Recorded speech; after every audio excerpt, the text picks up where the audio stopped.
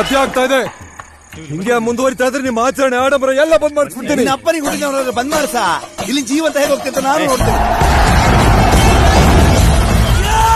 ಇಲಾಖೆಯವರು ಮತ್ತು ನಮ್ಮ ಸಂಘಟನೆಗೆ ಒಂದು ಸಣ್ಣ ಕನ್ಫ್ಯೂಷನ್ ಆಗಿಬಿಟ್ಟು ಇಲ್ಲಿವರೆಗೂ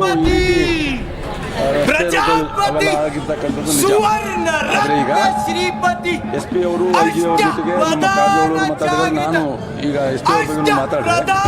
ಇದ್ರ ಪ್ರಕಾರ ನಮ್ಮ ಸಂಘಟನೆಯವರು ಅವ್ರು ಏನಿದ್ದಾರೆ ಅವ್ರೇನು ತೀರ್ಮಾನ ಮಾಡಿ ಅವರು PF ಮಾಡ್ಕೊಂಡು ಬಂದಿದ್ದಾರೆ DC ಆಫೀಸ್ನಲ್ಲಿ. ಅಂದ್ರೆ 4 ಸ್ಪೀಕರ್ಗಳು ಹಾಕಿ 4 ವೆಹಿಕಲ್ಗಳಲ್ಲಿ 16 ಸ್ಪೀಕರ್ ಹಾಕೊಂಡು ಹೋಗ್ಬೇಕು ತೀರ್ಮಾನ ಆಗಿತ್ತು. ಈಗ